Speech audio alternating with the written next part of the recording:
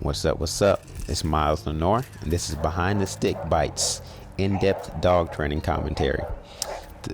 The title of this one is Back Pressure and DragIns. So, I used the concept that I learned through the Michael Ellis system a long time ago, which was the harness means gas, the collar work means brake. Very simple black and white concept that's super important. When we're training our dogs, we want everything to be black and white if we can, okay? What that means is you got to teach them both, black and white, right? You don't just teach them black and then expect them to understand white. You do literally have to teach them both.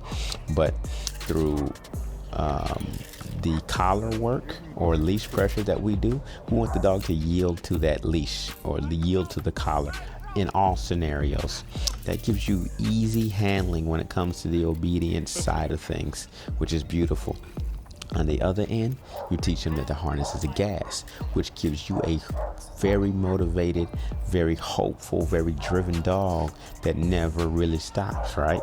Now, granted, I mean, I'm talking as if you have to train every dog to every step of this. No, you don't, right? There are dogs out there. It doesn't matter what you put them in, put them on. They're going to be super driven the whole time, right? But this is just an aid. This is just a concept that we're talking about here. But it works.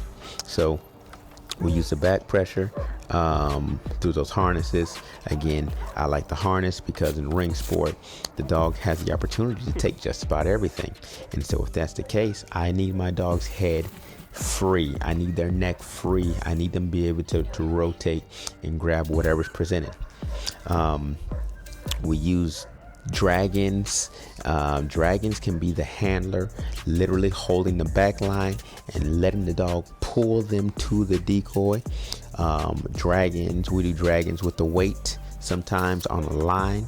I like tires sometimes because they move pretty smoothly and they're not super heavy, but we drag in with that weight sometimes, right? That weight does a ton of stuff. The weight can be, you can use it for conditioning, right? Which is awesome. You can use it because the decoy needs to present a clear target to some extent, or a target that's different than what the dog's been seeing, or the dog hasn't been doing it right. But the DragIn or that weight slows the dog down just enough for the decoy to actually teach something that he needs to teach for the dog. The other side of things is maybe you want to train the decoy, right? Maybe you want to train the decoy. So now the dog slowed down just enough for the decoy to see things because it happens all so quickly, right? If you don't have weight, the other thing that we do is, again, we hold the line. We let the handler let the dog pull them in. However, the last 1 to 2 meters, 3 to 6 foot, we want the handler to let the dog accelerate into the bite. Okay, accelerating into the bite is a picture that I love to see. I think we all love to see it if you realize that you're seeing it. A lot of people don't realize that they're seeing it, but dogs can accelerate in those last couple meters, right? Sometimes it's genetic. I also believe that you can entice it or help teach it to a dog just by doing that drill. Drag, drag, drag, drag, drag, pop. Pop is almost letting the line go, right? Not really. But there's an ending to it. Once you let that line go and the dog puts their mouth on the biting surface, it's your job to pull back on the line. That's called setting the line, okay? We're not talking about, trying to rip canines out or anything. We're just talking about enough back pressure that makes it super clear that if you do not bite, clamp, and hold on tightly, you lose it again. It's that simple, okay? So, DragIns with weight super beneficial. You can use it as conditioning. You can use it for decoy training.